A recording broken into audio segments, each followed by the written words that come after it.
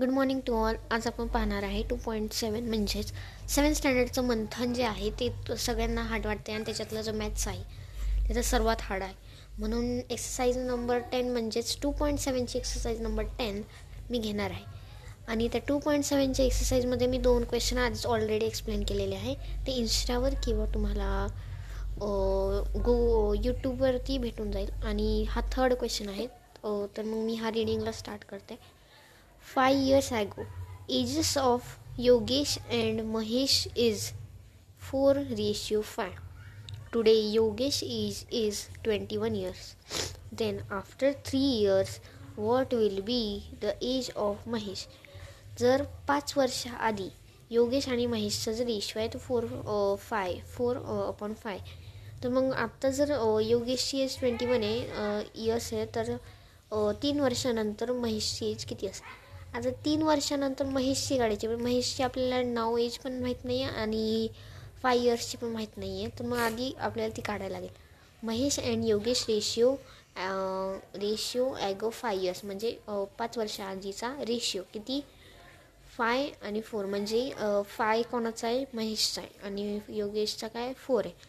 तर मग 5 वर्षाआधी योगेश नाव म्हणजे आत्ताचे जे एज आहे त्याची नाव 5 इयर्स आहे. 5 वर्षाआधी किती होईल? 21 - 5.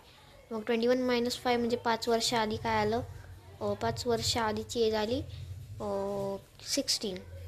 5 इयर्स ॲगो. मग 5 वर्षाआधीची आली 16. तर मग Yogesh is equal to Yogesh upon Mahesh is equal to 4/5 is equal to 16/x. X कोणाचा? महेशचा. कारण की महेशची आपल्याला ही आपण कोणती काढत आहे? 5 वर्षाआधीची. कधीची? 5 वर्षाआधीची. तर मग 5 वर्षाची आधीची जी एज आहे ती आपण आता काढतोय. तर मग आपण जर एक्स पकडला महेशला, तर मग एक्स इज इक्वल टू 16 × 5/4 आपण केलं आहे क्रॉस मल्टिप्लिकेशन. मग याने जर डिवाईड केला तर 4 येतो आणि मग या दोघांचं मल्टिप्लिकेशन किती? 20. X is equal 20. Mahesh age before Mahesh age before 5 years किती होती? 20 इयर्स होती. तर मग नाव किती असेल? तर मग 20 + 5. 5 कशाचे?